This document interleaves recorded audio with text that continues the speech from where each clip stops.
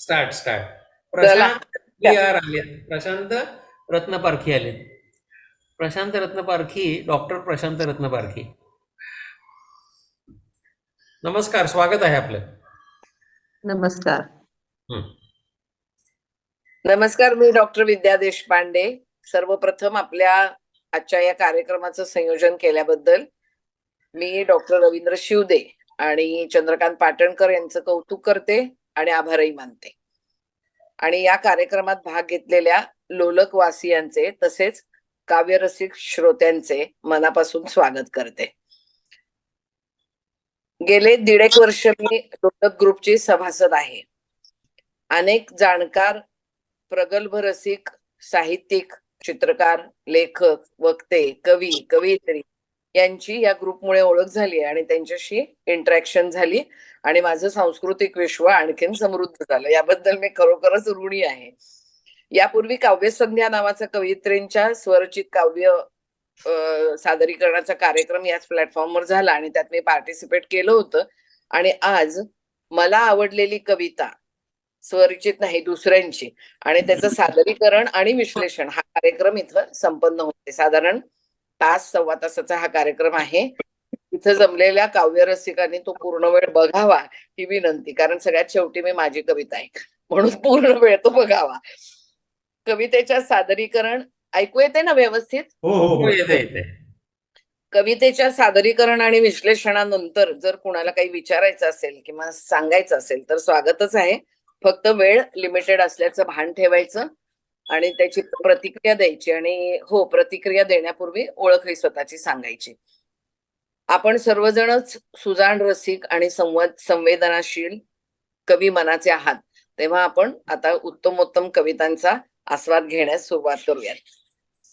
सर्वप्रथम मी विनंती करते डॉक्टर रवींद्र शिवदे यांना, आपले कॅप्टन. अत्यंत विद्वान, अभ्यासक आणि साहित्यिक असलेले शिवदे सर प्रोफेशनली अत्यंत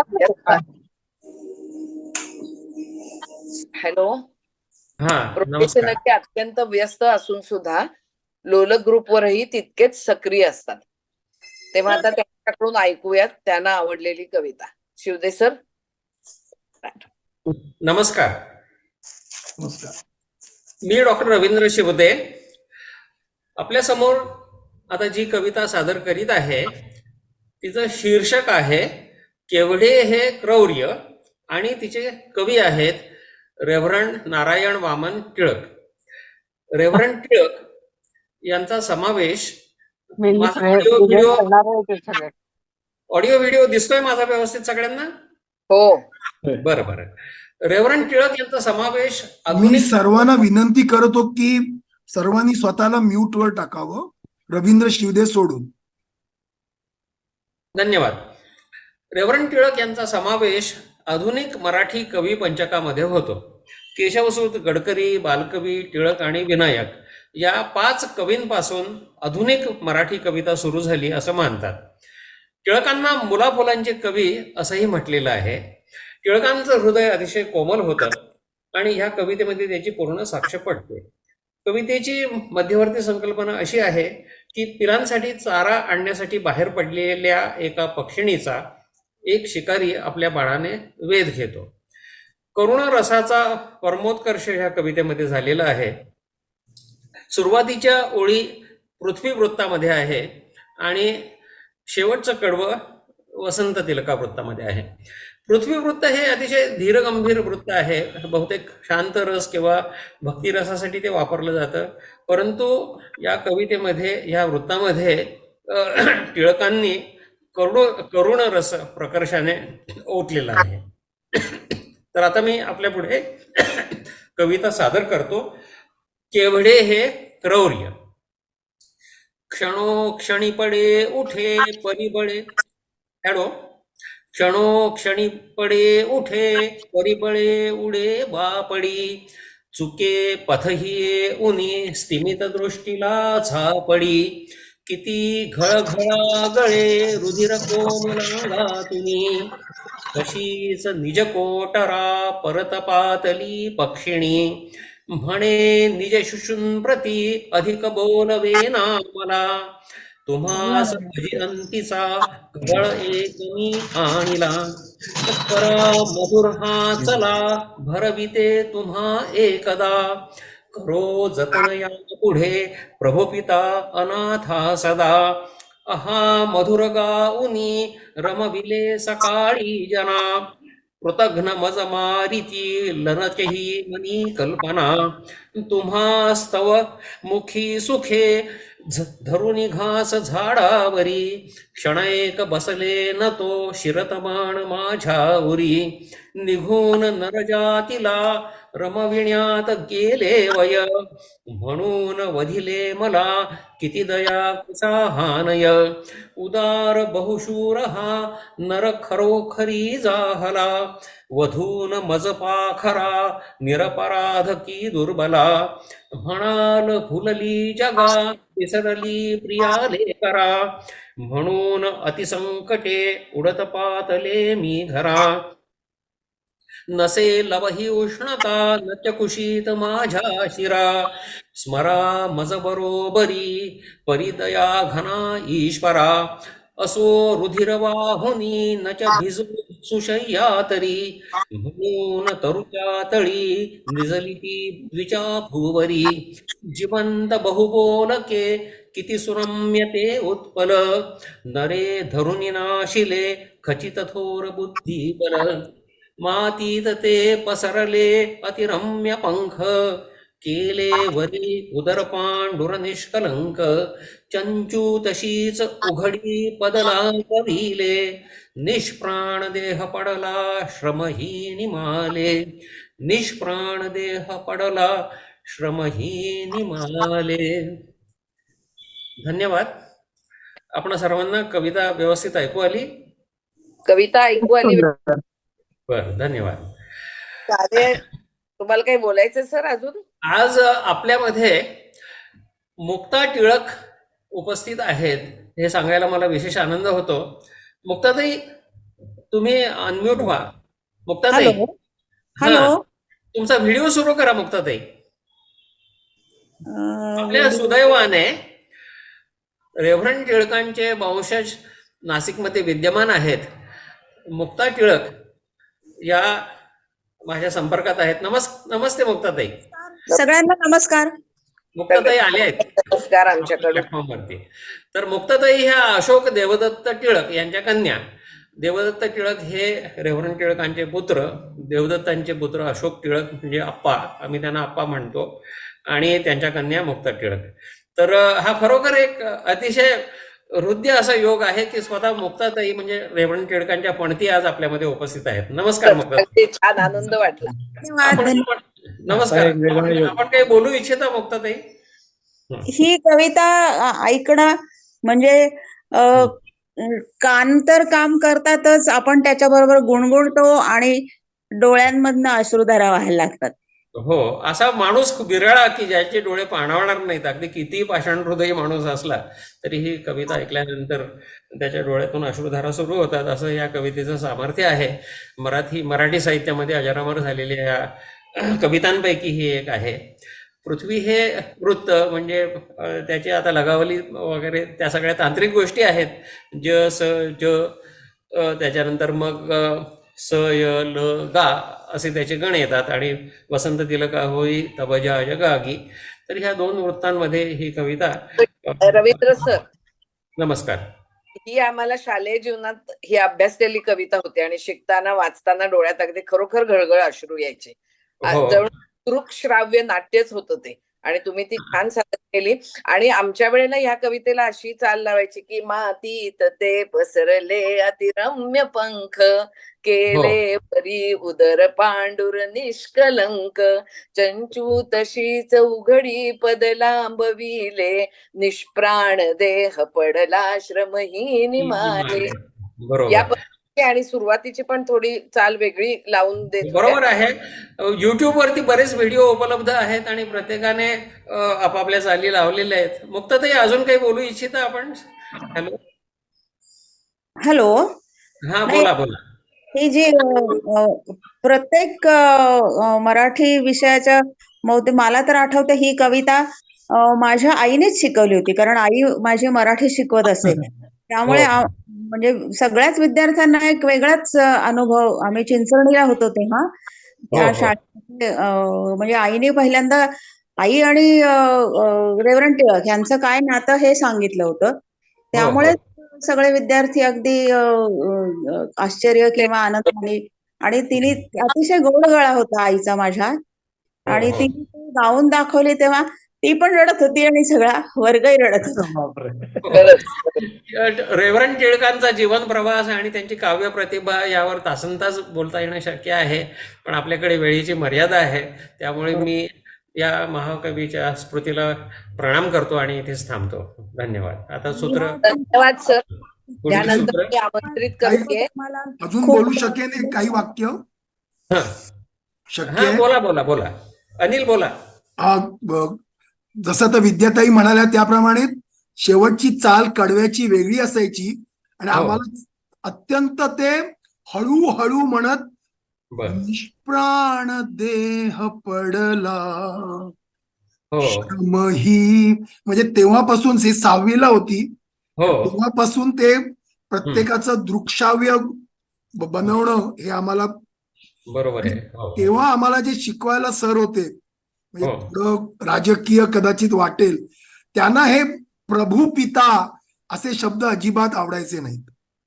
त्यांना ते भयंकर त्यांच्या मनाला ते धक्का देत, ते म्हणे प्रभू पिता. आपण त्याच्यावर डिस्कशन आता थांबूयात. हा. पुढच्या व्यक्तीला मी ओके आमंत्रित ओके करते. ठीक आहे.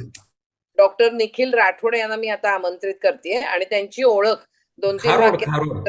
पाटणकर यांनी करून द्यावी अशी मी त्यांना विनंती करते, आणि त्यानंतर निखिलजींनी कविता सादर करावी ही ती विनंती. हो खारोड नाव आहे त्यांचं. हो, खारोड.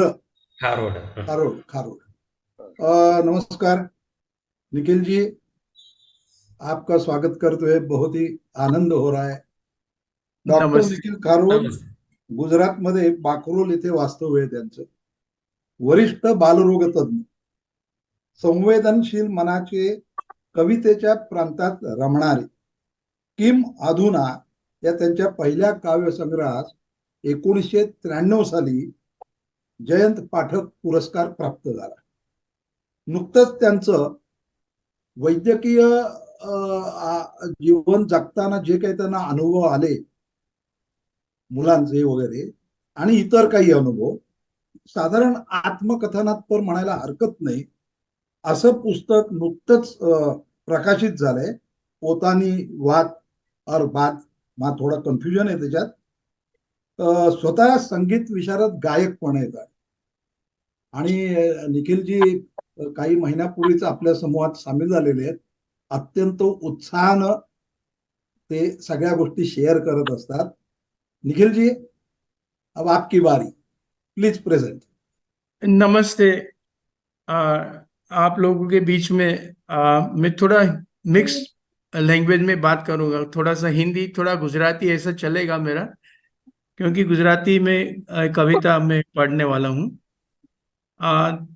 कुछ महीनों पहले डॉक्टर मिलिंद सेजवाल, जो मेरे बहुत अच्छे मित्र हैं, हम लोग साथ में काम करते थे वाडिया हॉस्पिटल में, तो उन्होंने मेरी पहचान आपके साथ करवाई. तब से मैं हर रोज मैं देखता हूँ एक ग्रुप में जो मैसेजेस आते हैं, और जब भी मुझे ऐसा लगता है तो मैं कुछ कंट्रीब्यूट भी करने की कोशिश करता हूँ. तो मेरे बारे में इतने अच्छे शब्द जो आपने कहे, उससे मुझे खूब आनंद हुआ है. आज मैं जो कविता मैंने पसंद की है वो उमाशंकर जोशी करके, गुजरात के बहुत बड़े कवि हो गए, गांधी युग कहा जाता है गुजराती साहित्य में. तो उमाशंकर जोशी गांधी जी और रविंद्रनाथ टैगोर की जो विचारधारा थी उससे काफी प्रभावित हुए थे. और उस समय में 3 बहुत बड़े कवि हो गए. उमाशंकर जोशी के साथ सुंदरम करके एक हुए, त्रिभुवनदास लोहार सुंदरम, जो आगे चल के पौंडीचेरी अरबिंदो आश्रम में रहने लगे, और वहाँ अरबिंदो से प्रभावित होके उन्होंने काफी सारा काम वहां पर किया. और तीसरे एक सुरेश जोशी करके थे, बहुत विद्वान थे. वो तीनों ने अपनी अपनी अलग दिशाएं ली. और इसमें उमा शंकर जोशी जन जीवन में काफी व्यस्त रहे और वो साहित्य अकादमी दिल्ली के प्रमुख भी रह चुके थे। और गुजरात में जब ये 1975 में जब ये सब हुआ, आप सब जानते हैं, तब उन्होंने काफी ये जो विरोध हुआ था उसमें भी वो शामिल हुए थे। तो इस तरह से सामाजिक जीवन से भी वो जुड़े हुए थे। और ये जो कविता है, ये जठराग्नि उसका शीर्षक है, उन्होंने 1932 में महाराष्ट्र में विसापुर जेल में बैठ के लिखी है। 1932 की साल जो है वो आप सब लोग जानते होंगे, जो राउंड टेबल कॉन्फ्रेंस हुई थी लंदन में, उस समय की बात है। और ये समय था गांधी जी और आम्बेडकर जी के बीच में एक विवाद, चर्चा चल रही थी दलितों की समस्या के बीच। तो उस समय ये जो कविता आई उमाशंकर जोशी से, बिल्कुल ये जो शोषण और ये जो दलित की समस्या है उससे बिल्कुल जुड़ी हुई है। तो ये कविता है, वैसे लिखी गई है उपजाति छंद में लिखी है। उपजाति में दो अक्षर मेल छंद कहते हैं गुजराती में। तो इंद्र वज्र और उपेंद्र वज्रा दोनों छंद का मिश्रण है और 11-11 शब्द अक्षर आते, तो कुल मिला के 22 अक्षर का ये 2 पंक्ति का छंद बनता है।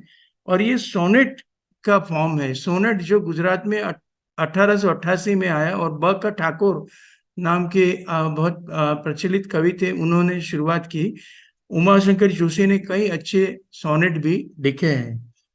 तो ये जो कविता है, इसके बारे में आज के जो आधुनिक जो कवि है, जो कविटेड और दलित कवि कहे जाते हैं, उन्होंने भी काफी सराहना की है। और आज भी ये कविता इतनी ही प्रस्तुत है क्योंकि हम जानते हैं कि अंडर न्यूट्रिशन, कुपोषित अवस्था में कितने लोग हमारे विश्व में पीड़ित हैं और कितने बच्चे आज इसके कारण मरते हैं। तो ये जो कविता है मुझे आज भी उतनी ही प्रस्तुत लग रही है। मैं पाठ करूंगा और फिर उसके बारे में जो भी कुछ हमें मौका मिलेगा हम करेंगे। जठराग्नि। रचो रचो अंबर चुंबी मंदिरो, ऊंचा चढ़ो महल चढ़ो मीनारा, मढ़ो स्फटिके लटकावो झुम्मरो, रंगे उड़ावो चढ़ना फुवारा। रचो रचो चंदन वाटिकाओ, ऊंडा तणावो नवरंग घुम्मटो, ने कैक क्रीडांगण चंद्रशाला, रचो भले अंतर रुंधति शीला। एकेम भावी बहुकाल साख से। यहां से ये कविता में कुछ एक प्रवाह जो है बदलता है। तो कवि है कुछ प्रश्न करने लगते हैं। एकेम भावी बहुकाल साख से, दरिद्रनी ए उपहास लीला, संकेलवा कोटिक जीभ फेलतो, मुख्या जनोनु जठराग्नि जागसे, खंडेरनी भस्मकणी नलाद से। मुख्या जनोनु जठराग्नि जागसे, खंडेरनी भस्मकणी नलाद से। तो ये जो अंतिम 2 पंक्ति है वो बहुत ही प्रचलित है। कई बार कोटेबल कोट्स के रूप में इसका उपयोग भी किया जाता है।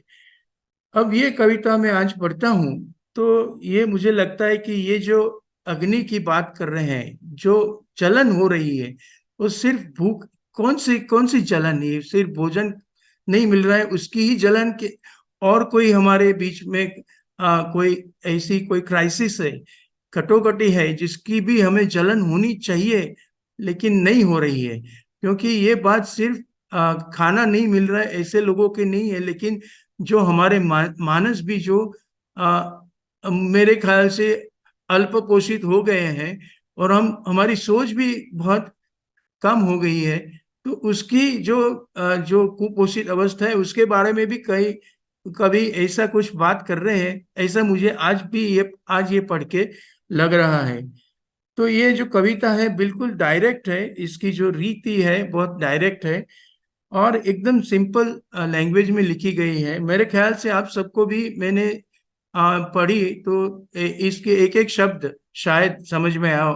हाँ अनिल जी, आप कुछ पूछ रहे होंगे। लास्ट 2 सेंटेंस का जरा भाषांतर बता दीजिए हाँ, बस। भूख्या जनोनो, भूख्या यानी हंग्री, हंग्री, भूख्या यानी हंग्री, जनोनो हंग्री पीपल, जठराग्नि यानी जो पेट में भूख के कारण जो अग्नि बन रहा है, जठराग्नि होजरी, स्टमक, जागशे वो जब प्रज्वलित होगा, खंडेरनी भस्मकणी नलाद से, इसकी खंडेर भी जल जाएगी, उसकी भस्मकणी भी नहीं मिलेगी हमें, वो इतना पावरफुल होगा कि हमें कुछ भी नहीं मिलेगा। तो ये एक तरह से हमें ये वार्न कर रहे हैं, ये हमें इसको चेतावनी इसको दे रहे हैं कि हम अगर नहीं कर, आज भी ये चल रहा है, उस दिनों में भी चल रहा था। हाँ जी, इसको लेकर मुझे फ्रेंच राज्य क्रांति की याद आती है, जहां लोग भूख से मर रहे थे और वो रानी कहती है कि if you do not have bread व्हाई डोंट यू ईट केक्स। तो ये फ्रांस की जो रानी थी यस, उसका ये प्रसिद्ध वाक्य है कि उपवास किया वो जो भूख से मर रहे थे वो सामान्य जनों का, और फिर यस। उसकी परिणति फिर फ्रेंच रिवॉल्यूशन में हो गई थी। तो ऐसा ही कुछ होने वाला।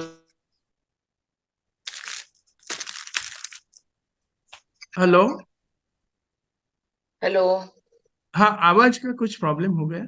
क्रांति के लिए इतना अनुकूल नहीं है कि यहाँ के लोग सौम्य हैं, तो ऐसी क्रांति होगी और समाज व्यवस्था उसमें खाक हो जाएगी, ऐसी संभावना मुझे तो कम लगती है। हाँ जी, हम बहुत ही सहनशील है, टॉलरेंट है, जरूरत से टॉलरेंट ज्यादा है, लोग हैं। लेकिन आज ये हो ही रहा है, बिल्कुल हो रहा है। और ये जो कवि है वो वैसे सौंदर्य लक्षी कृति भी उन्होंने लिखी है। उनकी एक कविता है, भूमिया विनाना मारे भमवाता डूंगरा, मतलब जी ही wanted to explore the mountains without any guide. तो ये जो जी उनकी साहसिकता थी ये भी उनकी कविता में है, लेकिन ये जो है वो इनकी जो सेंस ऑफ एडवेंचर है, कोई अलग बात कर रही है कि बिल्कुल वो समय पर हमारी जो समस्याएं थी उसके साथ जुड़ी हुई है। और आज भी वो एक करीब करीब 90 साल हो गए, उससे ज्यादा हो, 1932 में लिखी हुई एक कविता है। तो आज भी मुझे वही लगता है कि यही हो रहा है। तो कहाँ तक ये चलने वाला है, ये मुझे आपको भी ये इसका उत्तर नहीं है आपके पास और मेरे पास भी नहीं है, लेकिन ये कविता मुझे आज फिर भी पढ़ने लायक और इसकी बात करने लायक आज भी लगती है। Great great. शेजवळ सर, तुम्हाला काही बोलायचं होतं? हाँ, उमाशंकर जी जोशी, इनका सोनेट निखिल जी की आवाज में सुनने मिला, ये बहुत ही खुशी की बात है। निखिल जी के बारे में बताऊं कि उनका कविता का व्यासंग है वो पिछले 40 साल से है। हम लोग जब हाउस पोस्ट करते थे तभी से वो कवि सम्मेलन, मुशायरा इसमें भाग लेते थे, कविता करते थे। और रूरल अपलिफ्टमेंट और रूरल ट्रेनिंग में, मेडिकल ट्रेनिंग, उनका काफी बड़ा योगदान है। हाल ही में अंतरराष्ट्रीय कविता गजल सम्मेलन हुआ था कि जिसमें हर एक कंट्री के इसमें से लोगों ने पार्ट लिया था। तो वहां भी निखिल खारोड जी का बहुत प्रभावी ये रहा था। इस सोनेट के बारे में बताऊं तो जो लास्ट 2 लाइन में जो टर्न है कि जठराग्नि, द एजिटेशन, वो जो है वो सभी चीज को भस्म कर डालेगा। हम कितना भी बाहर से इसको सजाए, लेकिन जो अंतरात्मा है उसकी आवाज जब तक सुनी नहीं जाएगी तब तक ये चलते रहेगा। और इसमें से मैसेज यही है की ह्युमॅनिटी, माणूस की वाढवा, हे बाकी सगळे इतर शो किंवा हे करण्यापेक्षा आंतरिक माणुसकी वाढवा आणि तेच जगणं सुसह्य करेल। बहुत बहुत धन्यवाद निखिल जी, आपकी प्रतिभा तो मैं जान के हूँ, पर मुझे खुशी है कि इतने लोगों को ये आपकी प्रतिभा सुनने मिली। मैं धन्यवाद। Thank you. एक धन्यवाद। बात अम्बेडकर जी की एक बात कर दूंगा। निखिल जी, 1950 में, निखिल जी, अब हाँ, हमें समय की बहुत सारी पाबंदी है। मुझे हम एक क्या, मिनट, आधा नहीं नहीं, मिनट दे एक दीजिए। मिनट, एक मिनट, हम क्या हाँ। करेंगे, सिर्फ हम्म। आपके लिए गुजरात के कवि जो तीनों का नाम आपने लिया, बड़े महान, हाँ। उनके ऊपर आप एक कार्यक्रम करिए, हम एक सेपरेट प्रोग्राम करेंगे उसके। थैंक यू, थैंक ठीक। विद्याताई। निखिलजींच्या सुंदर सादरीकरणानंतर ऐकू येते का? हो हो. निखिलजींच्या सुंदर सादरीकरणानंतर मी आमंत्रित करते डॉक्टर अनिलजी तेंडुलकर यांना. त्यांचा परिचय मला लोलक ग्रुपवरच्या त्यांच्या सक्रिय सहभागातून झाला. अतिशय हजरजबाबी, चपखल प्रतिक्रिया, उत्तम सेन्स ऑफ ह्युमर असलेले अनिलजी नावाजलेले कार्डिओथोरॅसिक सर्जन आहेत हे कळल्यावर त्यांच्याविषयीचा आदरभाव दुणावला. त्याचबरोबर ते अभिनय करतात, नाट्य दिग्दर्शक आहेत, शास्त्रीय संगीताची त्यांना उत्तम जाणे, हेही आता मला चंद्रकांत पाटणकर सरांकडनं कळलं आहे. तर अशा थोर व्यक्तिमत्वाला मी विनंती करते की त्यांनी त्यांची कविता सादर करावी. धन्यवाद. खरं म्हणजे आजचा विषय आहे आवडलेली कविता. पण खरं म्हणजे एखादी कविता आवडते, आपल्याला आई पण आवडते, पण आपल्याला आई का आवडते असं विचारलं तर शोधून कारण शोधावी लागतात. तसं आवडलेली कविता म्हटल्यावर मला कारण शोधावी लागली. तर ही आवडलेली कविता बालकवींची पाऊस. आणि शाळेत ते आवडण्याचं पहिलं कारण म्हणजे ही शाळेत होती, आणि शाळेत आम्ही एक अत्यंत कोरसमध्ये सामूहिक गानात आम्ही ही कविता म्हणायचो. तेव्हा फार छोटी कविता आहे, तर थोडीशी सुरुवातीला म्हणतो. थब थबली ओथंबून खाली आली, जलदाली मज दिसली सायंकाळी, रंगहिते नचयेती वर्णायाते, सुंदरता ममत्याची बुलवी चित्ता. आणि नंतर बालकवी एकेका शब्दांचा वापर करत त्या ढगांचं वर्णन करत जातात, ढगांच्या रंगाची वर्णन करत जातात. तर मागे वळून पाहता ही जी अल्पाक्षरी कविता आहे ही मला खरी भावली. की म्हणजे बोरकरांना पूर्णपणे अभिवादन करून गडद निळे जलद भरून आले, त्या अख्ख्या वाक्याचं थबथबली ओथंबून खाली आली, ह्याच्यात सगळं काही आलं असं मला आजच्या क्षणापर्यंत वाटतं. नंतर ह्या सर्वात शेवटी बालकवी त्यांनी जे लिहिलंय ते लहानपणी मला नेहमी एक स्वप्न पडायचं की खरोखरच हे आणुनिया दिगंत राहुनिया ठाया. आता हे मला नेहमी स्वप्न पडायचं. कोठारी यावरला दिसतो न इथे, पाहुनी ते मग मारुत शिरतो ते, न्याहळुनी नाही बघत दुसरे कोणी, मग हा ते अस्ता व्यस्त करी त्या ते. हे मला नेहमी एक स्वप्न पडायचं, आणि खरोखर आकाशातनं कोणतरी एक व्यक्ती येते आणि सगळे ढग दूर करते, आणि मधुमोती भूवरती भरभर होती. ह्या व्हिज्युअल्समुळे मला ही कविता सतत भावत गेली आहे. किंबहुना अल्पाक्षरी आणि हे व्हिज्युअल्स ह्या दोन्ही याच्यामुळे मला ही कविता अतिशय आवडते. आणि छोटस एक शेवटचं शेपूट. आजकाल बालकवींच्या प्रत्येक निसर्ग वर्णनात्मक कवितांवर काहीतरी गूढ अर्थ शोधायची फार मोठी स्पर्धा सध्या चालू आहे, आणि त्या स्पर्धेचा मी भाग होऊन मग औदुंबरावर सध्या फार एक मोठं फिरतंय. तर तसं मला वाटायला लागलं की हे ढग ढग नसून मनातले विचार आपल्या वृत्त्या आहेत. आणि फक्त मला म्हणून मला इतके दिवस कळत नव्हतं.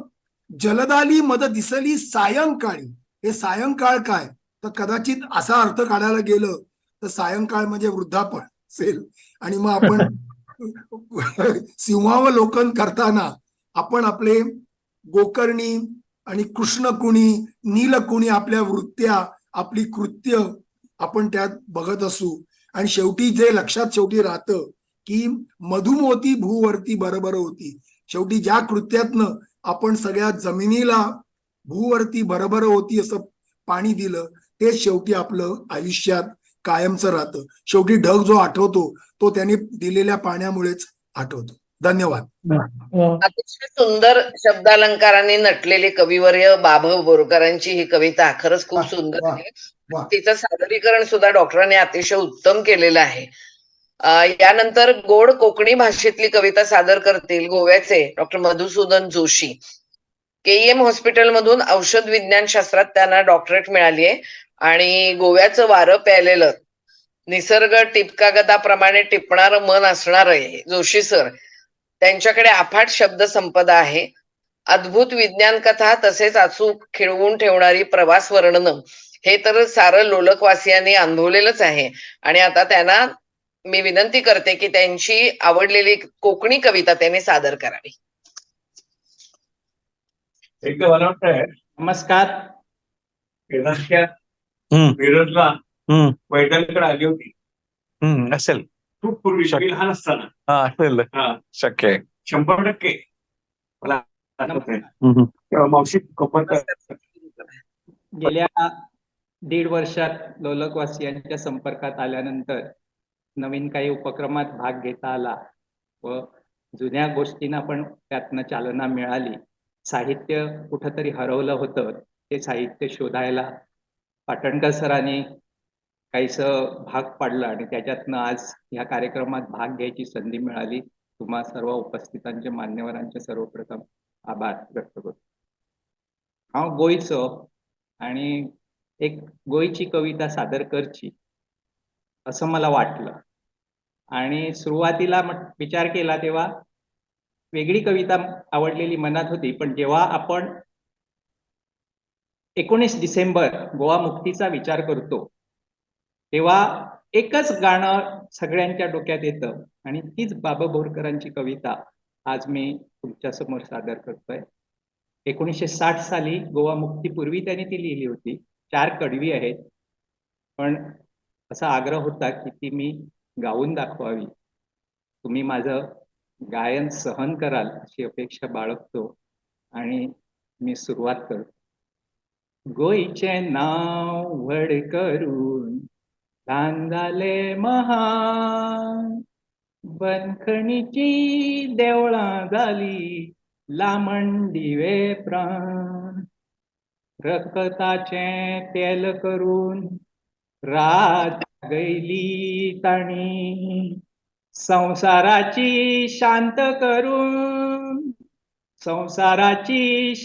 करून तान भागयली ताणी तान भागयली.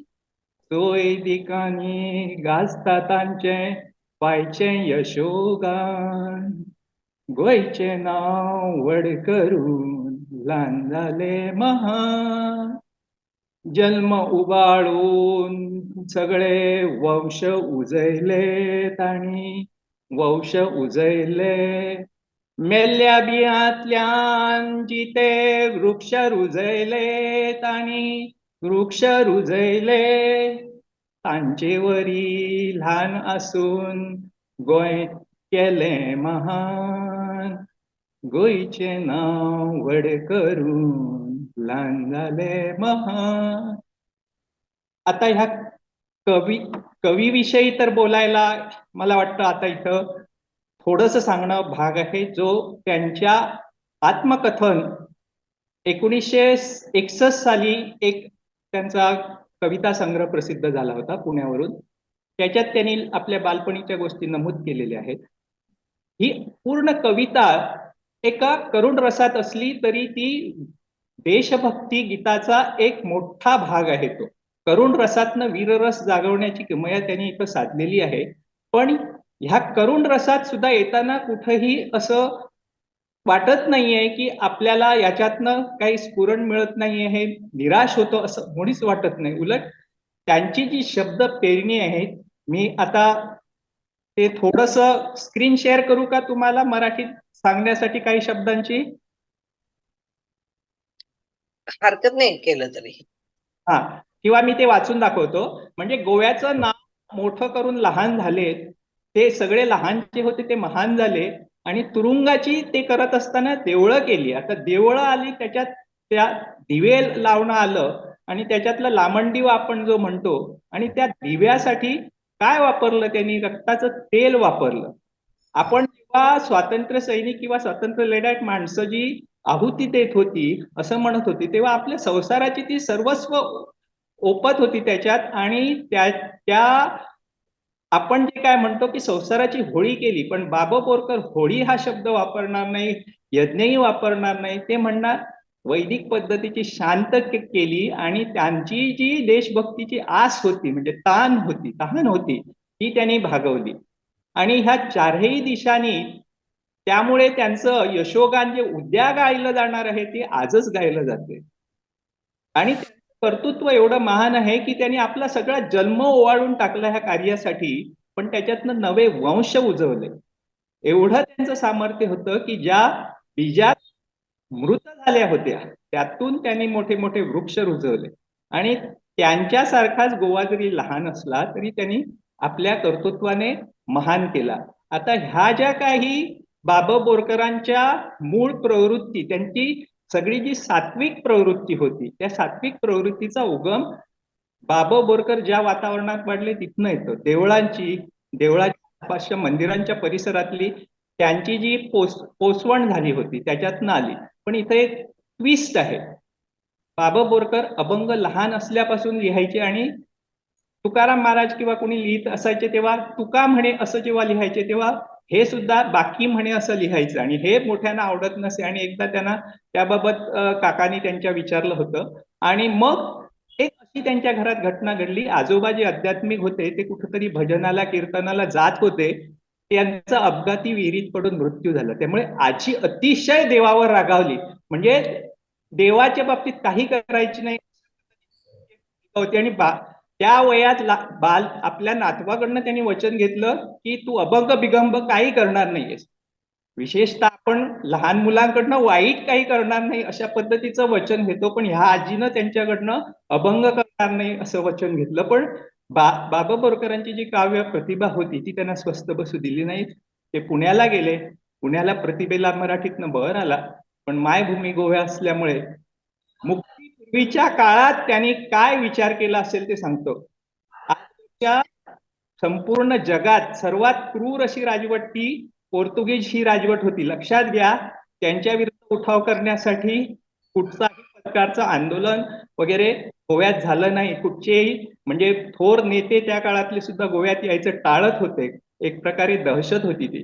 पण त्या काळात ही माणसं स्वातंत्र्यासाठी भांडत होती, आणि त्याचं प्रतीक त्यांच्या त्या काव्यातनं सुद्धा होताना दिसतंय. पुण्यात 1960 साली संग्रहाची त्यांनी प्रसिद्ध केली. काही वर्षांनी तो काव्यसंग्रह कोकणी अकादमीने प्रसिद्ध केला. त्यामुळे आता 19 डिसेंबर पुढच्या आठवड्यात आहे. गोवा मुक्ती दिन आम्ही साजरा करत आहे. माझ्या आवडीचं गाणं आहे, जोशी अभिषेकींनी गायलेलं आहे, आणि बहुधा आम्ही ते 19 डिसेंबर आणि 18 जूनला ऐकतो, आणि त्यामुळे तुम्हाला ऐकवण्यात मला विशेष आनंद झाला. धन्यवाद सर.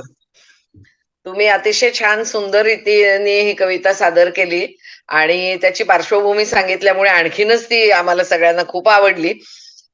निखिल सर आणि जोशी सर यांच्यामुळे गुजराती आणि कोकणी या दोन्ही कवितांचा रसास्वाद आपल्याला या आजच्या या कार्यक्रमात घेता आला. त्यामुळे खरंच खूप छान वाटलं, मजा आली. आता यानंतर एका ओळीची कॉमेंट करू. हा करा सर. ही कविता वाचताना मला संगरी वीराग्रणी जे धैर्य मेरू संकटी गाऊ त्यांना आरती ह्याची गडद छाया या संबंध कवितेवर. बरोबर. आता यानंतरचं सादरीकरण आहे माझी काव्य प्रवासातील मैत्रीण मुग्धा कुळे यांचं. तिचे यजमान संजय कुळे यांची ती कविता तिने निवडलेली आहे. कविता गझल का कविता निवडलेली आहे. कुळे दाम्पत्य अगदी आदर्श दाम्पत्य आहे. दोघेही संवेदनशील तरल कवी मनाचे आहेत आणि अतिशय हेल्पिंग नेचरचे आहेत. रत्नागिरीला मला त्यांचा परिचय झालेला होता. तर मी आता मुग्धाला विनंती करते की तिने तिचे सादरीकरण करावं. धन्यवाद ताई. नमस्कार सर्वांना. नमस्कार. आवाज येतोय ना? नमस्कार. हो, येतोय. लोलकचे सर्व सदस्यांना मनापासून इथे धन्यवाद आणि याचे आयोजक आजचे चंद्रकांतजी पाटणकर आणि आपल्या निवेदिका माझ्या मैत्रीण सौ विद्याताई या सगळ्यांना मनापासून धन्यवाद.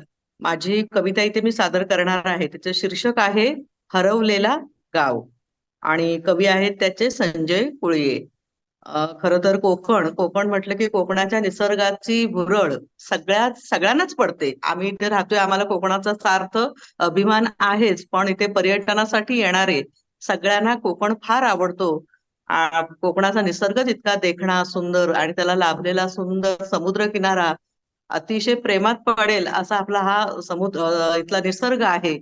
पण या निसर्गाचं आजचं हे रूप आपण बघतोय, पण साधारण 50 वर्षांपूर्वी असणारा कोकण, समृद्ध कोकण आणि आताचं कोकण याच्यामध्ये खूप फरक पडलेला आहे. आज जर कोकणात बघितलात तर गावागावातून घराघरातून बंद घरं बघायला मिळतात. गावातून माणसं दिसत नाहीयेत. माणसं अर्थार्जनासाठी शहरात स्थिरावलेली आहेत आणि कुठेतरी आज गावातलं पण बदललेलं रूप आहे कोकणचं. ह्यामुळे कोकणातलं जे मूळ सौंदर्य आहे ते कुठेतरी लोप पावत चाललंय आणि याची खंत कवींनी आपल्या कवितेत मांडलेली आहे. ती मी आज आपल्या समोर कविता वाचून दाखवते. पूर्वी कसं छान होतं, पूर्वी कसं छान होतं, सगळं हिरवं रान होतं. पूर्वी कसं छान होतं, सगळं हिरवं रान होतं. कोकणातलं गाव माझं मला जीव की प्राण होतं. वा. लाल माती लाल रस्ता, कपडे धुळीत माकले तरी. लाल माती लाल रस्ता, कपडे धुळीत माकले तरी. पांघरत असे गाव माझा, वात्सल्य जणू अंगावरी. वा. विहिरीवरती रहाट होता, घरात पाण्याचा माठ होता. विहिरीवरती रहाट होता, घरात पाण्याचा माठ होता. स्नेह वाटत जाणारा समोर वाहता पाठ होता. डोंगरावरची आमराई वेगळ्याच जगात घेऊन जाई. डोंगरावरची आमराई वेगळ्याच जगात घेऊन जाई. कोकिळेचा पंचमालाप आसमंतात भरून जाई. साकव होता पर्यावरती, हरणे होती झऱ्यावरती. साकव होता पर्यावरती, हरणे होती झऱ्यावरती. पाऊस होता, पाणी होतं, समृद्ध होती अवघी धरती. जिव्हाळ्याची माती होती, आपुलकीची नाती होती. जिव्हाळ्याची माती होती, आपुलकीची नाती होती. संकटांना झेलणारी आणि निधडी छाती होती. आज अनेक दिवसांनी पुन्हा जेव्हा गावी आलो, आज अनेक दिवसांनी पुन्हा जेव्हा गावी आलो, माझेच मला कळेना खरंच का मी गावी आलो. दोन काठ जोडणारा साकव आता मोडला होता. दोन काठ जोडणारा साकव आता मोडला होता.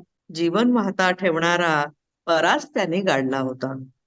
तांबडी माती हिरवं रान, कुठे गेली कोकिळतान. तांबडी माती हिरवं रान, कुठे गेली कोकिळतान. नाही राहिला रक्ताच्याही नात्या नात्यांमध्ये प्राण. नाही राहिला रक्ताच्याही नात्या नात्यांमध्ये प्राण. कोणीतरी येईल का, काही जादू करील का. कोणीतरी येईल का, काही जादू करील का. हरवलेला गाव माझा पुन्हा शोधून देईल का. हरवलेला गाव माझा पुन्हा शोधून देईल का. वा धन्यवाद. वा वा. खूपच अतिशय सुंदर मनाला भिडणारी कविता आहे. आता नुकतीच मी मालवणला जाऊन आले आणि मला तिथं असेच आम्ही घरातनच राहिलेलो होतो, त्यामुळे तिथे घराघरामध्ये असे वृद्ध लोक आहेत आणि सगळे लोक बाकीचे मुंबई पुण्याला गेलेले आहेत आणि एक प्रकारची थोडीशी उदासी पण तिथं मला जाणवली तू म्हणाल्यासारखं. आणि अतिशय उत्कृष्ट रित्या तू ही सादर केली कविता. कविता तर उत्तम होतीच आणि तुझं सादरीकरण पण खूप छान होतं. तू सूत्रसंचालिका असतेच नेहमी आणि तुला त्याचा अनुभव पण आहे. खूप छान झालं मुग्धा. धन्यवाद ताई. चंद्रकांतजी, मला एक विचारायचंय. डॉक्टर योगेंद्र जावडेकर यांची व्हिडिओ क्लिप आपण दाखवणार आहोत का? हो मॅडम, दाखवणार आहोत. तुम्हाला मग- आता दाखवायची असेल तर मी आता सुरू करतो. हा, मला असं वाटतं आपण ती मध्ये घेऊयात आता. हा, चालेल. मोहनदासांचा काहीतरी तांत्रिक प्रॉब्लेम आहे. मोहनदास लॉग इन हो, होऊ त्यांचा शकले नाही. काहीतरी प्रॉब्लेम मला त्यांचा फोन येत होता, परंतु माझा स्वतःचाच तांत्रिक प्रॉब्लेम असल्यामुळे मी तो घेतला नाहीतर पण तेवढ्यात ते आपण तोपर्यंत जावळेकरांची कविता आता ऐकूया. हा, Yes. मी सुरू करतो. डॉक्टर एक एक मिनिट जावडेकर यांच्याबद्दल हा. थोडस मी बोलणार आहे आणि मग एक त्यांची मिनिट. ती व्हिडिओ क्लिप आपण सादर करू. बोला सर. हा मी म्हणतो की ते रेकॉर्डिंग केलेलं आहे तर ते आपण नंतर पण ऐकू शकतो. आता लाईव्ह थोडं ऐकवा ना, कारण मला थोड्या वेळात जायला लागणार आहे. अच्छा, काय मग म्हणणं आहे तुमचं? सगळ्यांचं काय म्हणणं आहे? सगळ्यात शेवटी घ्यायचं काय? हा, नाही, कारण मग भामरेंना अडचण असेल तर त्यांचा नंबर अगोदर घ्या. नाही, माझा नंबर म्हणजे नाही, जे नाही, बाकी जे आता लाईव्ह आता येतात त्यांचाच नंबर आहे. हे जावडेकरांची क्लिप आपण मग माझ्या मते नंतर घेऊयात आपण, कारण विद्या- तांत्रिक अडचणींनी ती लवकर येणार पण नाही. शेजवळांना काही मुद्दा मांडायचा. पटकन सर, पटकन एकच एकच सेकंद. हो, मुग्धाताई कुळे आणि संजय कुळे एक अतिशय प्रतिभावंत कवी आणि गझलकार आहेत. आणि मुग्धाताईंबद्दल सांगेल की गझल प्रतिभा हा दर महिन्याला होणारा कार्यक्रम 25 प्रतिथयश गझलकारांची त्यांनी एक तासाची मुलाखत घेतली आणि त्या सर्व युट्यूबवर उपलब्ध आहेत. आपण वा. जरूर बघाव्या. Okay sir. आणखी एक हे शोभाताई वागळे, कवयित्री आणि गझलकार, त्याही आपल्या कार्यक्रमाला माझ्या निमंत्रणावर आल्यात. तर आलेले आहेत. शोभाताईंचं स्वागत आहे. स्वागत आहे. धन्यवाद डॉक्टर. धन्यवाद. आता आपले एक लोलकवासीय रवीजी भामरे, आपले एक लोलकवासीय मित्र रवीजी भामरे यांचं सादरीकरण आता होईल. मी चंद्रकांत पाटणकरांना विनंती करते की त्यांची 2-3 वाक्यात ओळख करून देऊन त्यांना आवडलेली कविता सादर करावी. ओके. आधी ओळख देताना जे शब्द आहेत ते माझे आहेत, नंतरचं जे काही आहे ते सगळं रवी भामरेंचं आहे. बरोबर. ओके. रवीची ओळख कशी करून द्यायची? खरं तर रवी, तू नाशिकचा ना खरा तर मूळचा? करेक्ट. पण आता पुणे येथे स्थायिक. त्याचं महत्वाचं काम म्हणजे लोलकसाठी अहिराणी भाषेची त्यांना आम्हाला ओळख करून दिली आणि त्याच्यामध्ये तो अत्यंत सहजतेने स्वतःला पुढे आणू शकतो. त्याचप्रमाणे विषयाचं नेमकं टिपण करणं, अफाट वाचन आणि साहित्याची रुची असलेले रवी एका मोठ्या औषध कंपनीत मोठ्या हुद्द्यावर सध्या कार्यरत आहे. तो सतत फिरतीवर असतो तरी त्याचा एक पाय कायमच लोलकमध्ये अडकलेला असतो. ही अत्यंत थोडक्यात ओळख. रवीनी कविता निवडली आहे क्रांतीचा जय जयकार कुसुमाग्रजांची. आता ही खूप मोठी कविता आहे, त्यामुळे रवीच्या परवानगीने मी त्यातले 2-3 कडवीच फक्त घेतो आणि नंतर त्यांनी जे काही विश्लेषण केलंय त्याला ही कविता का आवडली ते वाचून दाखव. आता रवी बोलतोय असं समजू. क्रांतीचा जय जयकार, गरजा जय जयकार, क्रांतीचा गरजा जय जयकार, अनवज्रांचे छातीवरती घ्या झेलून प्रहार, खळखळू द्या या अद्य शृंखला हाता पायात, पोलादाची कायतमा मरणाच्या दारात, सर्पांनो उद्दाम आवळा, सर्पांनो उद्दाम आवळा, कर कचून या पाश, पिचेल मनगट परी उरातील अभंग आवेश, तडिता घाते कोसळेल का तारांचा संभार, कधीही तारांचा संभार, गरजा जय जयकार, क्रांतीचा गरजा जय जयकार.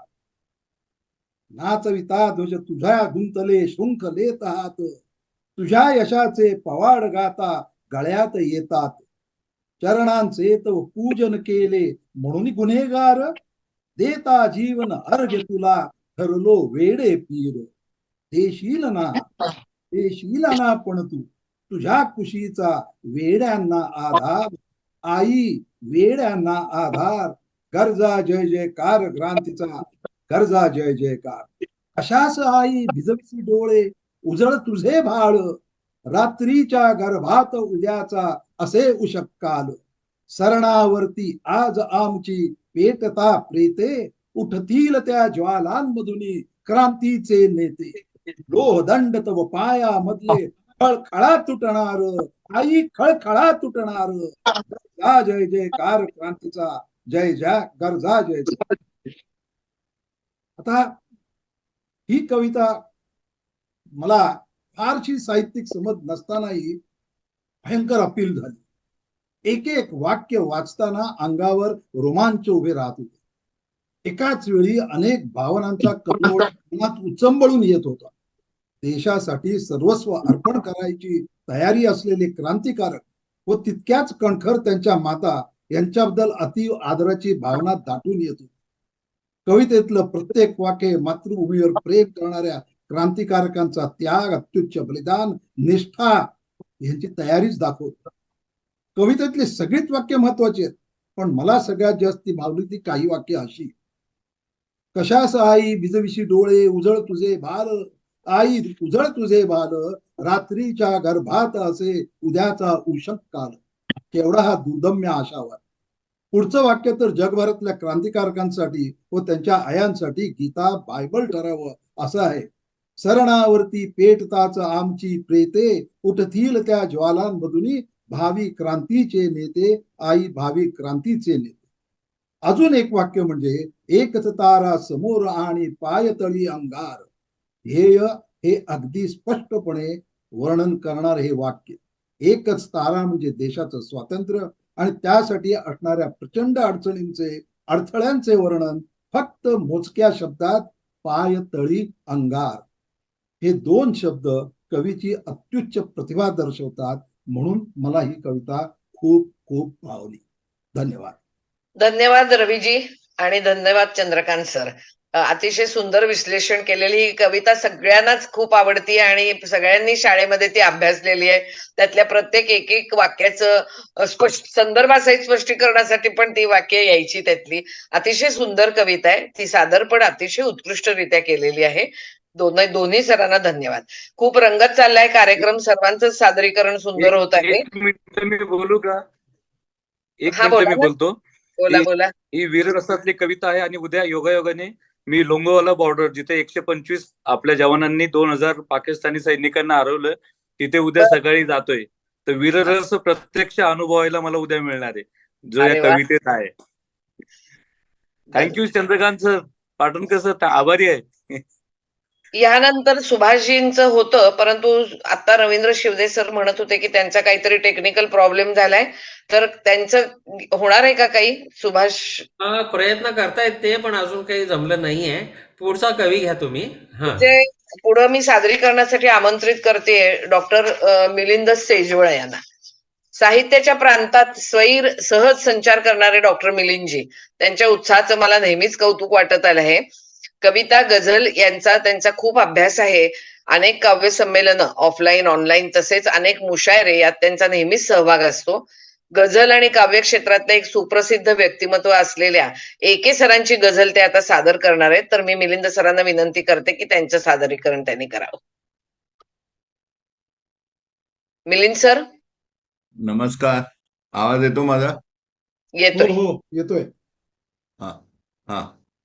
सर्वांना नमस्कार. फारच सुंदर कार्यक्रम चाललाय आणि त्यात मी माझी गझल सादर करतोय आणि ती का आवडली तेही नंतर त्याचं विश्लेषण करेन. गुरुवर्य ए.के. शेख यांची गझल सादर करत आहे. मेनका वृत्तातील ही गझल आहे आणि फक्त काफिया आणि रदीफ असलेली गझल आहे, किंवा याला आपण आरंभ काफिया म्हणूया. 19 मात्रांची एक ओळ आहे, त्यातल्या 3 मात्रा ह्या काफिया आहेत आणि 16 मात्रांचा मोठा रदीफ आहे. तर एक वेगळ्या प्रकारची गझल आहे, मी सादर करण्याचा प्रयत्न करतो. डाव मित्रांचेच होते नेमके, डाव मित्रांचेच होते नेमके, घाव मित्रांचेच होते नेमके, घाव मित्रांचेच होते नेमके. पुढचा शेर पेश करत आहे. मी मला माहीत होतो कोण तो, मी मला माहीत होतो कोण तो, आव मित्राचेच होते नेमके, आव मित्राचेच होते नेमके, डाव मित्राचेच होते नेमके. शेवटी तोट्यात विकले मी मला, शेवटी तोट्यात विकले मी मला, भाव मित्राचेच होते नेमके, भाव मित्राचेच होते नेमके, डाव मित्राचेच होते नेमके. पुढचा शेर आहे, इज्जतीने हद्दपारी झाली. हद्दपारी तर झाली, पण ती पण इज्जतीने. इज्जतीने हद्दपारी झाली, गाव मित्राचेच होते नेमके, गाव मित्राचेच होते नेमके. शेवटचे 2 शेर आहेत, ते मी एका पुढे एक घेतो, कारण ते एकमेकाशी लिंक आहे आणि फारच सुंदर, म्हणजे म्हणतात ना, याला आपण कविमन म्हणूया किंवा एक 50 वर्षापूर्वीचं वातावरण यात आपल्याला जाणवेल. प्रेमपत्रे मी जरी लिहिली तिला, मी तेच म्हणतो की 50 वर्षापूर्वीचं वातावरण आठवा किंवा आपलं शाळा कॉलेज हे आठवा. प्रेमपत्रे मी जरी लिहिली तिला, ताव मित्राचेच होते नेमके, ताव मित्राचेच होते नेमके. ताव म्हणजे एक पेपर किंवा फुलस्केप पेपर किंवा एक लेटर हेड. तर प्रेमपत्रे मी जरी लिहिली तिला, ताव मित्राचेच होते नेमके. म्हणजे माझ्याकडे प्रतिभा होती, कविता करण्याची हे होती, इच्छा होती, पण स्वतःचा पेपर नव्हता, तो मला मित्राकडून घ्यायला लागला. आणि त्याचा परिणाम काय झाला हे शेवटच्या शेरमध्ये शेख सरांनी हे केलाय. पाहिले जेव्हा तिच्या नावापुढे, पाहिले जेव्हा तिच्या नावापुढे, नाव मित्राचेच होते नेमके, नाव मित्राचेच होते नेमके, डाव मित्राचेच होते नेमके, घाव मित्राचेच होते नेमके. मी, मुग्धाताई, विद्याताई, आम्ही सगळे भाग्यवंत आहोत की शेख सरांना अनेक वेळा भेटण्याचा किंवा अनेक वेळा ऐकण्याचा योग आला. आणि सादरीकरण एवढं उत्तम असतं. ही जी गझल भावली आहे त्याला 2 कारणं होते. जसं मी म्हटलंय की आरंभ काफियातली गझल आहे, की डाव, घाव, नाव असे ते काफिया आहेत की ते फक्त 3 मात्राचे आहेत. ओळीमध्ये ज्या 19 मात्रा आहेत तर त्यातल्या 3 फक्त काफिया, आणि तेही सुरुवाती पहिल्या शब्दात आलेल्या आहेत. आणि उरलेले जे आहेत ते 16 मात्रा ते मित्राचेच होते नेमके, हा मोठा काफिया आहे. तर याने होतं, जेव्हा ते स्वतः सादर करतात तर दुसरी ओळ जेव्हा येते शेरची, तर संपूर्ण ऑडियन्स हे सरांबरोबर घाव मित्राचेच होते म्हणत राहतात. एवढे ते त्या ह्याच्यात रंगून जातात. एक वेगळा प्रकार आहे गझल सादरीकरणाचा आणि तो फारच सुंदर याने झालेला आहे. आणखी एक इथे मला सांगावंसं वाटेल, गझलियत. की गझलियत म्हणजे काय? गझलच्या क्षेत्रात गेले मी 18-20 वर्ष आहे. अनेक जणांना ऐकलं, अनेक जणांचे सल्ले आले किंवा अनाहूत सल्ले आले. तर मला एक आढळलं की इथे गझल गुरु जास्त आहेत, गझल विद्यार्थी किंवा गझल शिष्य फार कमी आहेत. जो तो दिसतो तो नाही, हा शब्द जरा बदलून बघ, इथे रस्व नाही पाहिजे, इथे हे पाहिजे, आणि काफिया तुझा चुकलाय. आणि अगदीच काही नाही मिळालं तर गझलियत बरोबर नाही. ही कवितेच्या अंगाने जाणारी गझल आहे. ज्याला कसलं त का फ माहित नाही तो माणूस तुम्हाला याच्याबद्दल ऍडवाइस देऊन जातो आणि ह्यानेच गझलकार घडत जातो. शेख सरांचं जर बघितलं ह्याच्यात, तर जे शेवटचे 2 शेर आपण हे केले की प्रेमपत्रे मी जरी लिहिली तिला, की त्यावेळेसची गरिबी, त्यावेळेसचा बुजरेपणा हा सगळा त्यांच्या ह्याच्यात आलाय. आणि थोडासा श्रीमंत किंवा थोडासा आडदांड मित्र, तो त्याला जे पाहिजे होतं ते सगळं अचीव करून गेला. तर अशी जगाची रीत आहे. तर गझल हे त्याच्यापेक्षा वेगळी काय असणार आहे? गझलमध्ये त्या कवीचं व्यक्तिमत्व आलेलं असतं. आणि प्रत्येकाचे अनुभव हे वेगळे आहेत. तुमचे वेगळे असतील, माझे वेगळे असतील, तुमची लाईफस्टाईल वेगळी असेल, माझी लाईफस्टाईल वेगळी आहे. तर तुमच्या सारखीच गझलियत माझ्या गझलियत आली पाहिजे, हा जो गझल गुरूंचा आग्रह असायचा तो मला अजिबात पटत नाही. ते इथे मला हे नमूद करावं असं वाटलं. ह्या गझल बद्दल सांगायचं मला आठवते ते पंकज उदासची गझल, थोडी थोडी पिया करो. तर ह्या गझलेमध्ये हुई महंगी बहुत ही शराब के, थोडी थोडी पिया करो. आता हा थोडी थोडी पिया करो हा मोठा रदीफ आहे. तर हा रदीफ जेव्हा आपण ऑडियन्स मध्ये पंकजजींना ऐकतो तर तेव्हा संपूर्ण ऑडियन्स हा थोडी थोडी पिया करो हे प्रत्येक शेरामध्ये त्यांच्या बरोबर म्हणतो. तर taking audience with you is possible with बिगर दिस वन रदीफ. तर ज्या रदीफ शिवाय ज्या कविता किंवा गझला असतात त्या याच्यामुळे आवडत नाही की त्या कुठेतरी आपल्याला अपूर्ण अशा वाटतात. ह्याच आणि शेवटचं हे करतोय की शेवटचे जे 2 शेर शेख सरांचे होते प्रेमाविषयी आणि त्या तावाविषयी, ताव शब्द फारच आवडला कारण शाळेनंतर तो पुन्हा ऐकला नव्हता, तो त्यांच्या गझलेत हे झाला. प्रायमरी शाळेत किंवा म्युन्सिपाल्टीच्या शाळेमध्ये ताव वगैरे हे शब्द अगदी व्यवस्थित त्यावेळेस प्रचलित होते. तर पेपरसाठी वापरलेला शब्द खरोखर चपखलपणे त्यांच्या आणि 50 वर्षापूर्वीचं ते वातावरण तयार करते. देवर सिनेमा, हिंदी सिनेमामध्ये रोशनजींची एक फारच सुंदर गझल होती. तर शेख सरांच्याच शेवटच्या 2 शेरांमध्ये हे असणार ते फक्त हे करतोय. हा म्हणजे बडी बहरची गझल होती. मैं समझा नहीं कभी इश्क में रकीबों को कासिद बनाते नहीं, रकीबों को कासिद बनाते नहीं.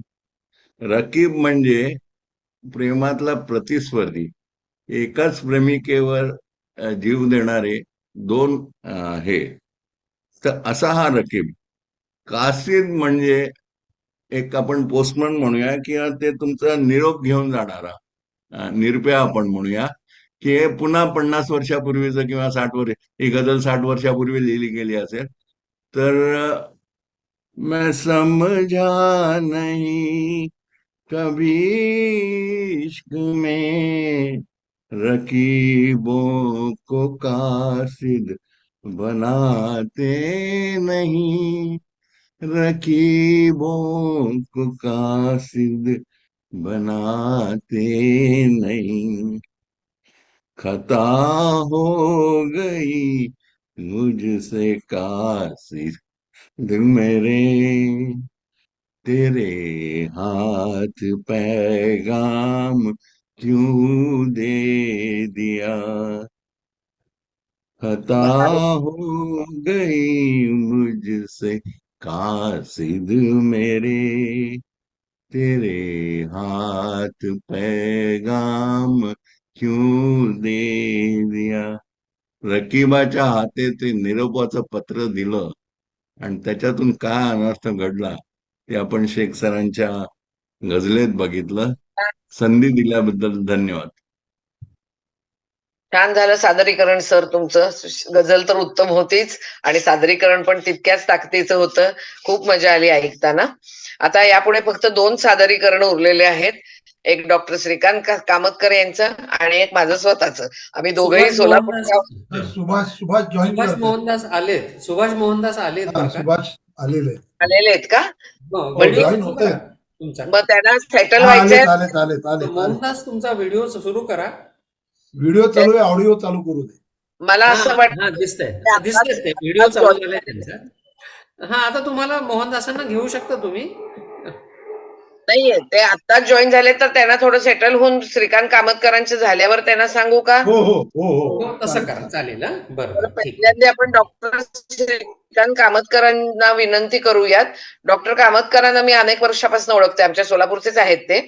त्यांच्या क्षेत्रात त्यांना कामगारांचे डॉक्टर म्हणून ओळख सांगायला खूप आवडतं, त्यांना स्वतःलाच खूप आवडतं आणि त्याचा त्यांना अभिमान पण आहे. डॉक्टर म्हणून आणि माणूस म्हणून ते अतिशय निर्मळ, सच्च्या दिलाचे आणि कनवाळू संवेदनशील मनाचे आहेत. तर कामतकर सर, तुमची अत्यंत आवडती कविता तितक्याच जोशात सादर होऊ देत. मी तुम्हाला विनंती करते की तुम्ही ती कविता सादर करावी. वसंत बापट 1922 साली जन्मले आणि त्यांनी स्वातंत्र्य संग्रामात सुद्धा भाग घेतला. जेल पण सोसली. 47 साली भारताला स्वातंत्र्य मिळालं. त्याच्यानंतर 3 वर्षांनी त्यांनी कविता लिहिली. 1950 ला जेव्हा आपल्याला आपण सार्वभौम भारत असं डिक्लेअर केलं, तेव्हा ती कविता होती, स्वातंत्र्य कुठे स्वातंत्र्य कोणा स्वातंत्र्य. रौप्य महोत्सव जेव्हा स्वातंत्र्याचा साजरा झाला, तेव्हा बापटांची गाठ त्यांच्याबरोबर काम केलेल्या एखाद्या स्वातंत्र्य सैनिकाशी कदाचित पडली असावी किंवा ती त्यांच्या मनात असावी. ती पडलेली 25 वर्षानंतरची जी गाठ आहे, ती गाठ उलगडणारी कविता म्हणजे सावंत. मी पहिल्यांदा कविता म्हणतो आणि एक गोष्ट सांगतो की कुठल्याही कवितेचं मी अनालिसिस करू शकत नाही. मला कविता आवडते आणि मला असं वाटतं की जेव्हा एखादी कविता आपण वाचतो किंवा ऐकतो, तेव्हा ती कविता आपल्याला कशी भावते, आपल्या मनामध्ये ती कशी उतरते आणि आपल्या मनातून ती कशी प्रकट होते, यालाही तितकंच महत्व आहे. सादर करतोय सावंत. सावंत, अरे किती वर्षांनी भेटतो आहेस मला, स्वराज्याला आणि जुनं देखील झालं. चले जाऊ पुकारणारा तुझा तो इरसाल म्हातारा केव्हाच शांत झाला. सकाळी दुपारी तू कुठे दिसला नाहीस. सिंहासने पुन्हा पुन्हा भरली आणि पुन्हा पुन्हा रीतीही झाली. मैफिलीत तुझा पत्ताच नाही. खरं सांगू, मीही तुला विसरून गेलो होतो, तर आज तू उभा सावंत. सावंतच ना तू, सावंत. अरे अजून डोळ्यापुढे चित्र उभं आहे. तट्ट फुकता शर्टाची बाही फाडणारे दंड, बार बार उडून लाल झालेल्या रिव्हॉल्व्हरच्या अग्रासारखे तुझे भोवळ, दोन्ही फुफ्फुसात हिम्मत उदंड आणि खळाळ उकळी फुटणार हसू. सुकलास तू सावंत, सुकलास तू सावंत. फक्त डोळे पूर्वीपेक्षा ओलसर जरासे आणि कदाचित आता सगळाच अंगार तुझ्या हाडांच्या फुंकण्यात. सावंत, अरे आठवतं तुला कसाऱ्याच्या जंगलात भयान रात्री, डासांच्या संगीत संगतीत पावसाच्या एक ठाय लईत तू शिळ घालायचास बेदरकार. साल्या, अरे ऐकेल कुणी म्हटल्यावर मुद्दाम ताशासारखा हशा बडवीत मला म्हणायचास, बम्मन का बच्चा आहेस बेटे. सावंत, मलेरियाने तुला पंक्चर केलं ना म्हणून, नाही तर त्याच साली इंग्रजांची ऐसी की वैसी व्हायची होती. तुला खरं सांगतो सावंत, हिवाळ्या पुलाखाली डायनामाइट पेरायची तुझी आयडियाच काय ग्रेट होती. मोतीराम फितूर झाला नसता तर पंजाब मेल सह्याद्रीनं गिळली असती. कसला पचक्कन थुंकलास तू त्याच्या नावावर. तो आता मंत्री झालाय. अरे दचकतोस कशाला, तोच काय गुरखा गोळी झाडणार म्हणतात, चड्डी खराब करणारा आपला शिरसाट ताट पुढारी झालाय. जग फार बदललंय रे सावंत, जग फार बदललंय. जागरण करून स्वप्न रंगवायचे दिवस मागेच विरघळले. आता कंत्राटदारांचं राज्य आहे भैया, ठेकेदारांच्या ठेक्यावर झुलणारी दुनिया तुला दारातही उभं करणार नाही. खरं सांगतो मीही बदललोय. पोट पाहणं सुटले किती बुडाखाली मोटर आली. म्हणशील का आता मला लुकड्या, पोलादाची काम कधी मोडते का नफऱ्या. कबूल, सगळं कबूल, सगळं कबूल. पण खरं सांग एकदा, आता म्हणत होतास ते खोट आहे ना, आता म्हणत होतास ते खोट आहे ना. नाही ना तुला क्षय झालेला, नाहीस ना तू हातभट्टीच्या जंजाळात. नको रे, नको रे होय माणूस, परदेशी सोन्याच्या चोरट्या आयातीत. खरंच आता तू सामील होणार आहेस.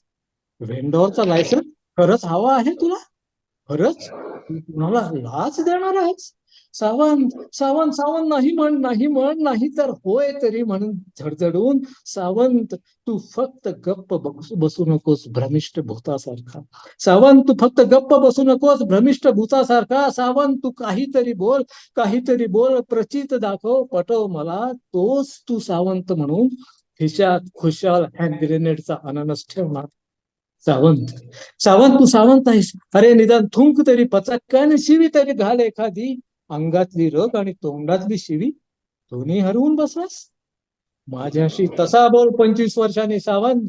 माझ्याशी तसा बोल नाहीतर सावंत चले जाओ आमच्या या फोपशा स्वराज्यातून. चले जाओ आमच्या या फोपशा स्वराज्यातून. तर ही कविता आपण ऐकली. मला असं वाटतं की जेव्हा आपण ऐकली तेव्हा आपल्यापैकी बहुतेकांना ही कविता उलगडली असेल, आपल्या मनाच्या काळजात ती उतरली असेल. कुठल्याही कवितेची ताकद ही जेव्हा वाचकाच्या मनात सरळ उतरू शकते, तेवढी तिची सिम्प्लिसिटी असते, तेव्हा ती कविता महत्वाची असते. मला या कवितेत काय काय आवडलं तर ह्या कवितेमध्ये एक चित्रपटाची चित्रकथा असल्यासारखं वाटतंय. हा कादंबरीचा सुद्धा विषय आहे आणि ही कविता इतिहासाचा मागोवा घेत जाते. स्वातंत्र्य चळवळीतील जहाल आणि नेमस्त यातलं द्वंद्व पेरून ह्याच्यामध्ये दाखवलंय. इरसाल म्हातारा हा शब्द जेव्हा वापरलाय त्याच्यामध्ये जहाल, क्रांतिकारी करणारे जहाल आणि नेमस्त प्रकारे स्वातंत्र्य मिळवण्यासाठी प्रयत्न करणारे यांचा पण त्याच्यामध्ये मागोवा घेतलेला आहे. सामाजिक अधोगतीचं कठोर वास्तव, अगतिकता आणि तरीही त्यात टिकून असलेला आशावाद हा या कवितेमध्ये दाखवलेला आहे. ही माझ्या दृष्टीने त्याची काही ठळक वैशिष्ट्ये. तरी पण मी सांगतो की मला कवितेविषयी बोलता येत नाही, लिहिता येत नाही. आज ही मला परीक्षेत सर्वात अवघड वाटणारा पेपर म्हणजे कवितेचा संदर्भासहित अर्थ स्पष्ट करा. आशय आणि अभिव्यक्ती यांचा संवाद असं या कवितेचं स्वरूप आहे असं मला वाटतं. तर पण मी अतिशय हृदयातनं पोटातनं म्हणू आपण अशी ती कविता सादर केली. अतिशय उत्कृष्ट सादरीकरण आहे. तुम्हाला गरजच नाहीये काही लिहिण्याची आणि सांगण्याची सुद्धा. इतकं छान तुम्ही केलेलं आहे. आम्ही एका ठिकाणी स्तब्ध झाल्यासारखं वाटलं. इतकी सुंदर कविता सादर केलेली आहे तुम्ही. नाट्य छटाच आहे ही एक कविता आहे, नाट्य छटाच आहे. खरंच अतिशय छान रीतीने सांगितले आणि मी त्यांच्या तोंडून ही अनेकदा ऐकलेली आणि त्याला मला परत परत ती ऐकावीशी वाटते आणि त्यांच्याच तोंडून ऐकावीशी वाटते. पहिल्यांदा त्यांच्या तोंडून ऐकल्यामुळे ही कदाचित मला एवढी आवडली असावी. हो, फार सुंदर झाली, फार सुंदर झाली. आता मला वाटतं आपण पुढची कविता घेऊयात. सुभाष एक वाक्य फक्त ऍड करतो. 50 वर्षापूर्वी वसंत बापटांना रुईया कॉलेजमध्ये ऐकलं होतं. ते मूर्तिमंत डोळ्यासमोर उभे राहिले. एवढं छान सादरीकरण कामतकरांचं होतं. अभिनंदन. तर आता मी चंद्रकांत पाटणकर सरांना विनंती करते की त्यांनी सुभाषजी सरांची ओळख करून द्यावी आणि त्यांना कविता सादर करण्यासाठी सांगावे. हो.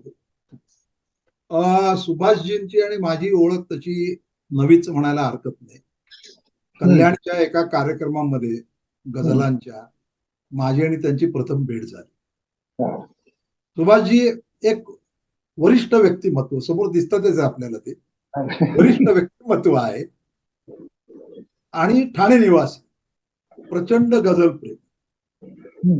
महत्वाचं म्हणजे 60 नंतर पण गझल शिकून त्या गझलेत प्रावीण्य मिळवलेला हा एक रसिक तरुण म्हणेन. अनेक मुशायऱ्यात स्वतःच्या गझला पण त्यांनी सादर केलेल्या आहेत.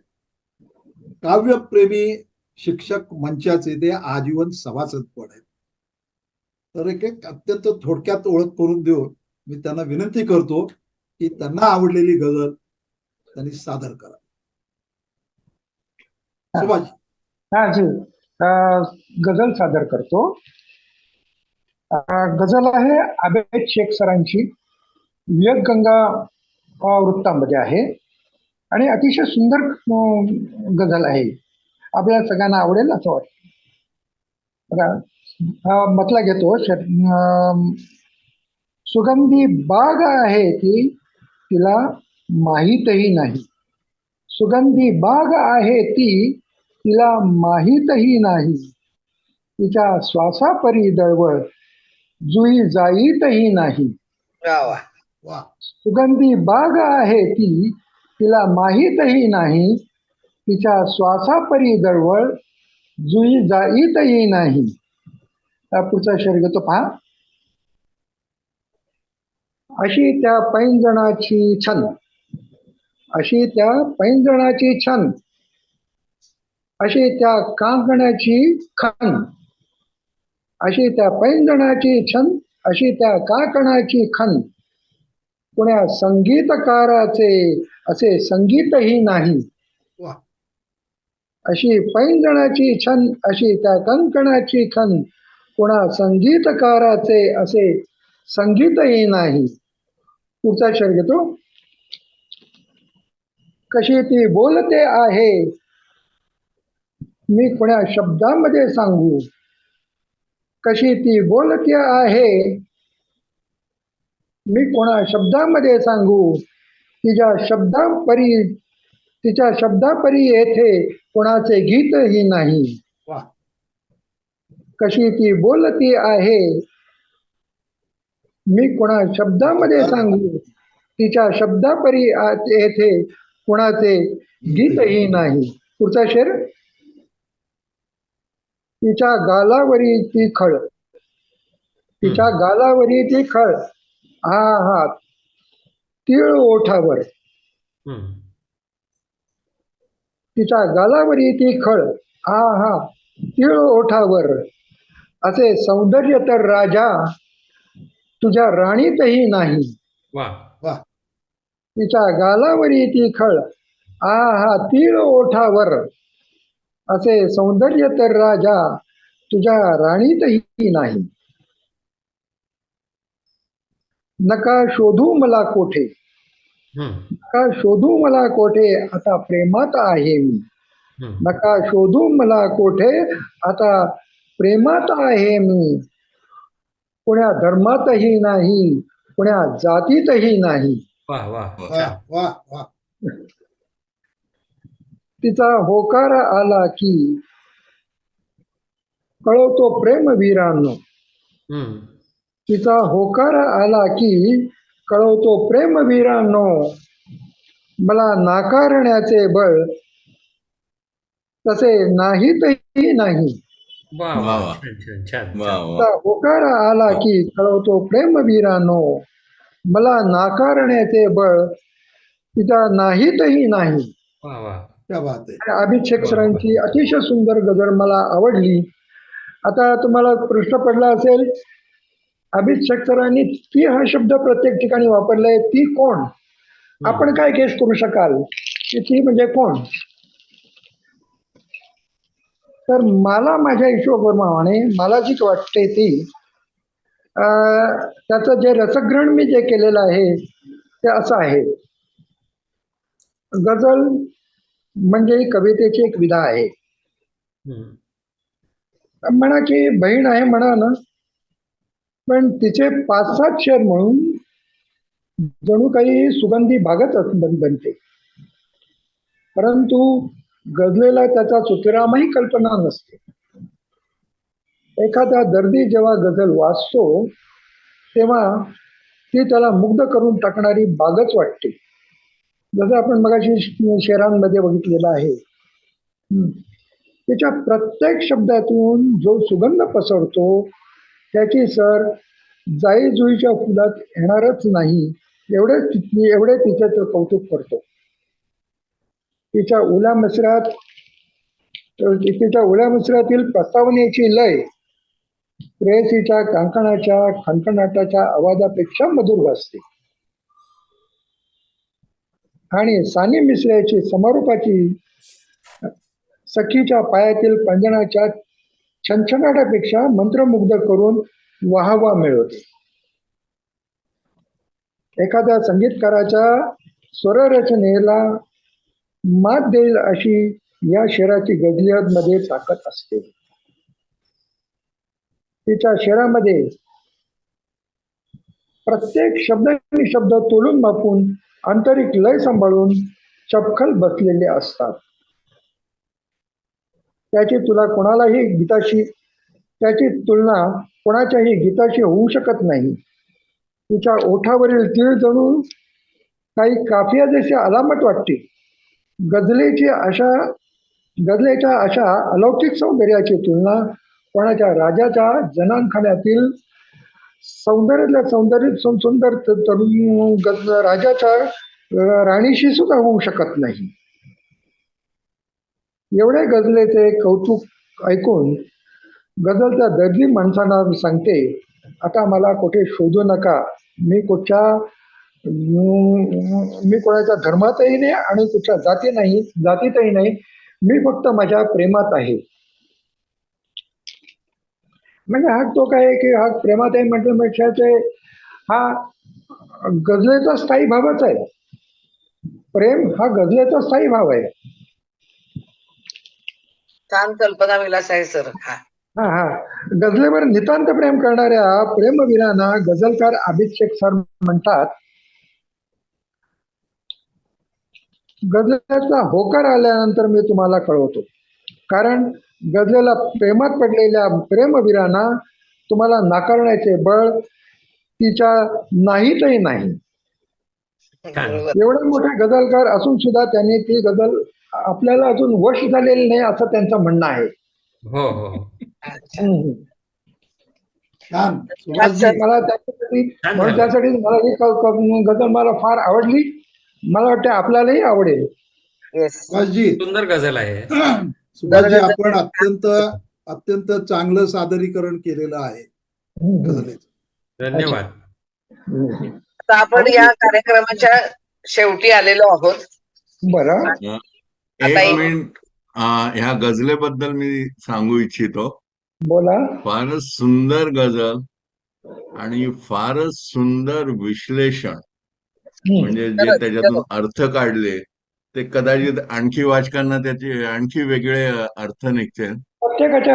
सुभाषजींबद्दल मला नेहमीच कौतुक वाटतं की एका 2 वाक्यात सांगतो की सुभाषजींच्या पत्नी ह्या आपल्याला कवयित्री होत्या, गझलकारा होत्या आणि त्या आमचे गुरु विजय जोशी सर त्यांच्याकडे त्या शिकत होत्या, म्हणजे वृत्त छंद वगैरे.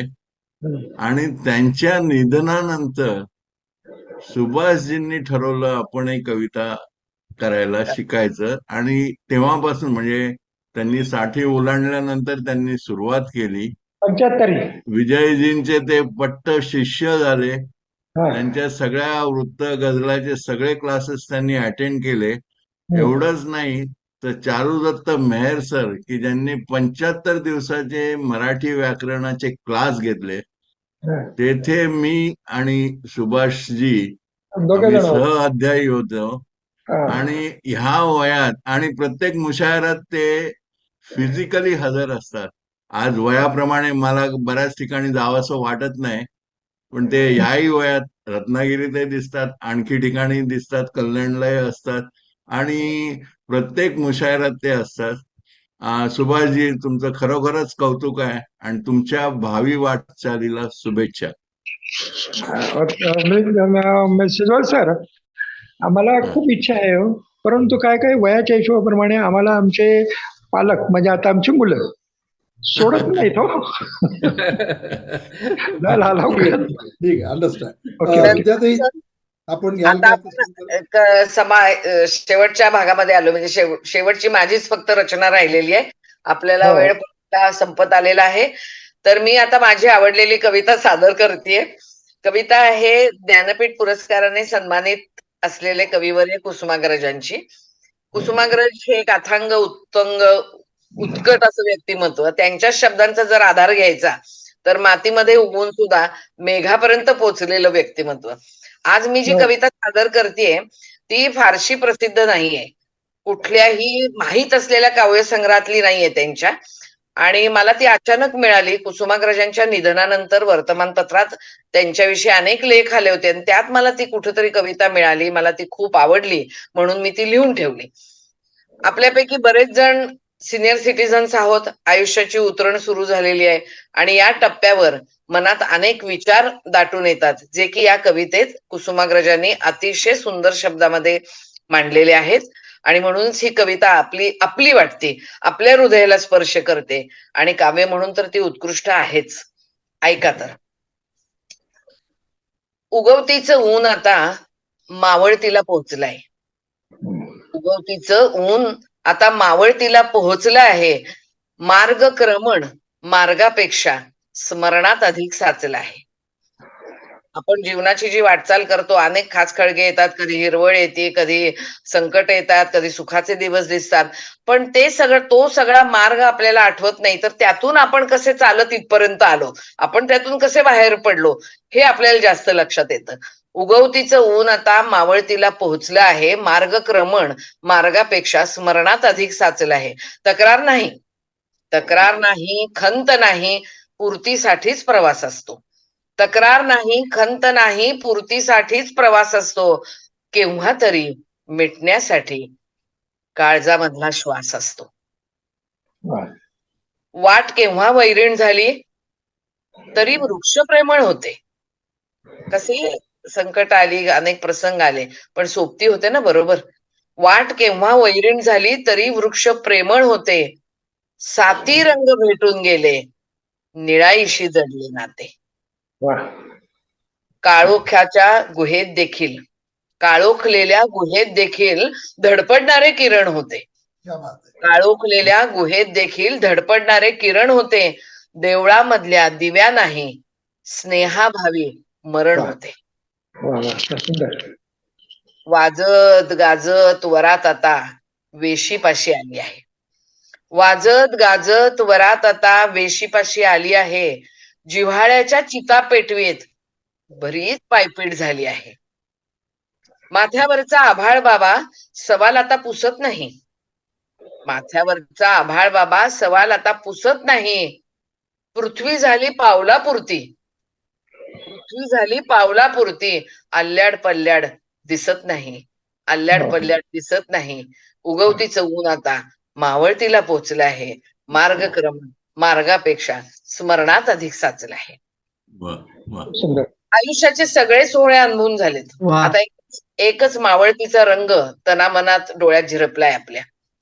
परिपक्वतेबरोबर वस्तुस्थिती स्वीकारण्याची सुद्धा ताकद आली आहे. पूर्ततेची आस आहे. आधी तिथे अंत ही तर जाणीव आहेच आणि श्वासाचं गणितही उमगलं आहे. खडतर प्रवास वाट्याला आला, पण माया करणारे सोबती पण होते. अनेक कंगोरे असलेले सतरंग अनुभवायला आले, पण वत्सल सात्विक अशा निळाईशी आता नातं जुडलंय. जीवघेणी संकट दुःख अशा गडद अंधारात आशेची प्रकाश किरण होती, पण जीवनरस संपल्यावरती मंदिरातल्या दिव्यांना सुद्धा स्नेहाभावी मरण असतं.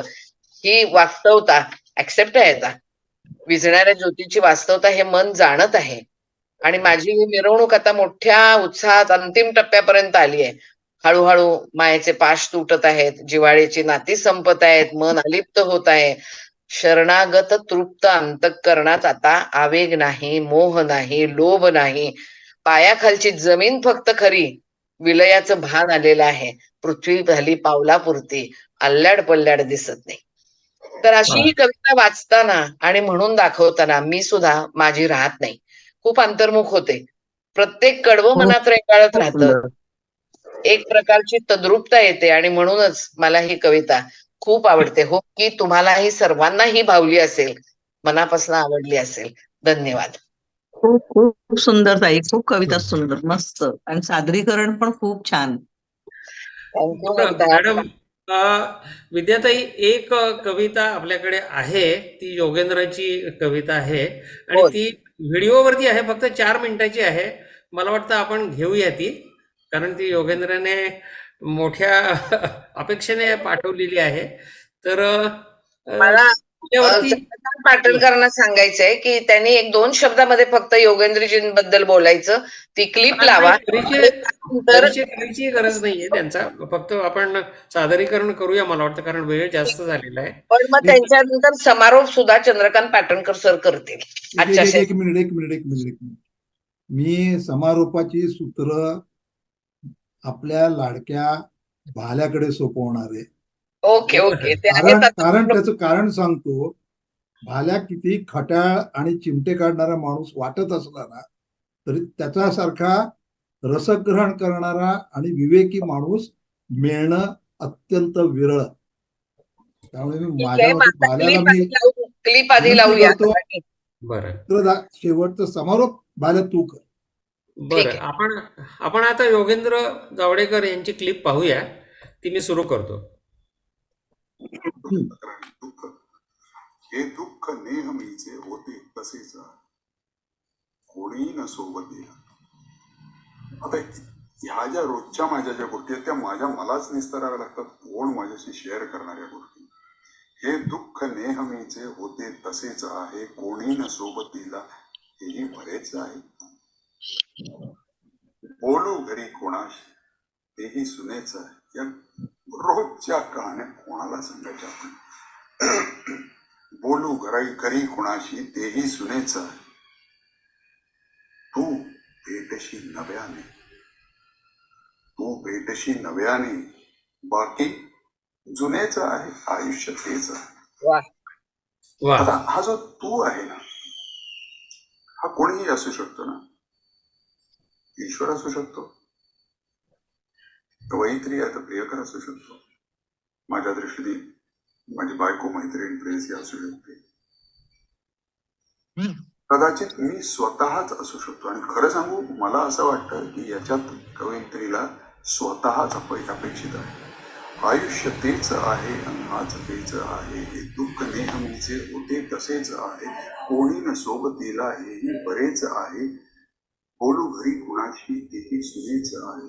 तू भेटशील जेव्हा स्वतःची स्वतःला ओळख पडते. तू भेटशील बाकी जुनेच. आता न ओठ माझे गाणे तुझेच. ज्या वेळेला स्वतःची ओळख स्वतः पडते त्यावेळेला असं होतं. आता न ओठ माझे गाणे तुझेच आहे. नाही कुणीच येथे मीही बळेच आहे.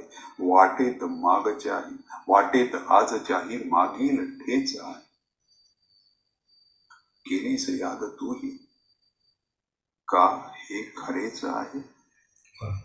अंतिम घे भरारी नभ मोकळेच आहे.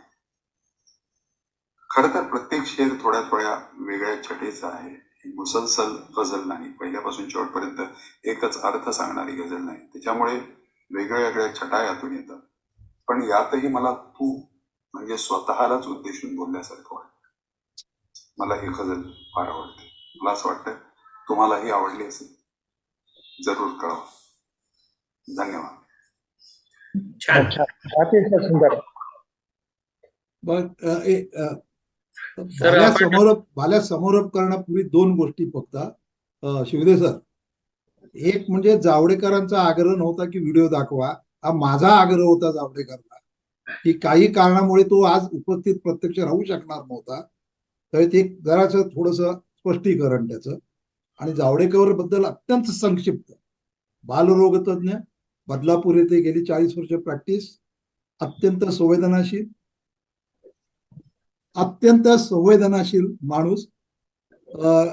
एकांकिकेचा पण त्यांनी प्रयत्न केला. प्रवास वर्णन चांगली केली आहे. आणि एक अत्यंत सशक्त कविता करणारा, गझल लिहिणारा माणूस, तसेच उत्कृष्ट संगीतज्ञ. Bhalya, over to you. पूर्णपणे भाल्याचं एक कौतुक सांगतो फक्त. आणि आपल्या लोलकवाल्यांमध्ये इथे आपण जे सगळेजण आहोत ते सादर करणारी व्यक्तिमत्व आहोत. सादर न करता शांतपणे सुहास्य मुद्रेने सर्व ऐकणारा एकमेव व्यक्तिमत्व तो म्हणजे भाल्या आहे. बुरटे सर पण आहे. तो भाल्या, ओव्हर टू यू. आणि बुरटे सर पण आहे. आय एम सॉरी, पण बुरटे सर कविता लिहित नाही. तू लिहिणारा असून सुद्धा शांत. आज लिहिली होती त्यांनी. आज का काल लिहिली होती. आधीच मरकट त्यात मद्य प्यायला अशी माझी अवस्था झाली. कारण मला कवितेचं काहीही कळत नाही, हे जगजाहीर आहे. पण आय वॉज इम्प्रेस्ड. म्हणजे ऑन टू काउंट्स. म्हणजे प्रत्येकाने कविता सिलेक्ट केली होती, टचिंग होत्या. प्रत्येक कविता कुठल्या तरी ऍस्पेक्ट मध्ये टचिंग होत्या. आणि त्या सादरकर्त्याने त्याच्यावर म्हणजे थोडं एफर्ट घेऊन सिलेक्ट केलं होतं. आता मलाही चंदू म्हणाला की तू एक कविता सिलेक्ट कर. पण ते काय मला झेपलं नव्हतं, कारण त्यातली खूप कविता वाचायला लागतात ज्या मी वाचत नसतो. पण हा कार्यक्रमला आणखी लोक आले असते. आपल्याकडे 200 ऑड सदस्य आहेत आणि फक्त 11-12 आहोत आपण. हे थोडस खटकलं, म्हणजे का असं होत आहे की झूम मीटिंगला कविता ऐकायला का लोक येत नाहीये, त्याच्यावर थोडा विचार करायला लागेल. आणि विद्याताईंनी सशक्त सूत्रसंचालन केलं, खणखणीत, थँक्यू. आणि छान मजा आली. जोशी सर कोकणीमध्ये आवडला मला. आणि आज मी आणि बुर्टे सर फक्त ऐकायला होतं. मला वाटतं अजून पण वागळे मॅडम कोणतरी होत्या. तर thanks to everyone to make this programme grand success. आणि पुन्हा आपण असे करू. रवी आहेतच, मास्तर घेतीलच आपली शाळा. Thank you everyone. आजच्या या कार्यक्रमात तुमचं एक विडंबन काव्य मला हवं होतं खरं म्हणजे.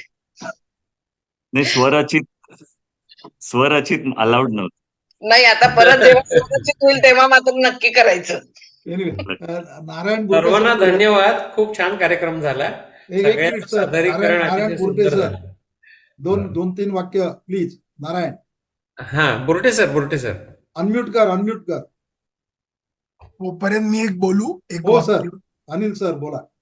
सावंत कवितेनंतर मला त्याची नाट्यछटा चंदूच्या समोर सादरीकरणाची प्रचंड इच्छा प्रबळ झाली. आपण ती नक्कीच ऐकूया. नाही, आणि खास कार्यक्रम चंदू आपण म्हणजे नक्कीच आमचा घेणार आहोत.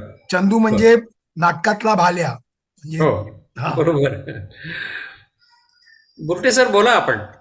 हा, तर मुक्ताताईंची कविता अशी सिम्प्लिफाईड आणि छान प्रेझेंट केली गेली. नंतर सावंत ही कविता सुद्धा अतिशय भावपूर्ण, जबरदस्त प्रेझेंट झाली. सर्वच कविता चांगल्या झाल्या. आणि इतर भाषातल्या ज्या कविता आहेत त्याच्यासाठी थोडं इंट्रोडक्शन पाहिजे अजून जास्त. आणि त्याशिवाय इतर काही बोलायची जरूर नाही असं मला वाटतं. धन्यवाद. बरं, कार्यक्रम आता संपूया. आता 1.5-2 तास आपला कार्यक्रम जवळजवळ चालला आहे आणि सर्वांनी आपण शांतचित्ताने कार्यक्रम अटेंड केला शेवटपर्यंत. आपण या सर्वांचे मी आभार मानतो आणि कार्यक्रम आता संपला असं जाहीर करतो. धन्यवाद सर. धन्यवाद. धन्यवाद. आभार.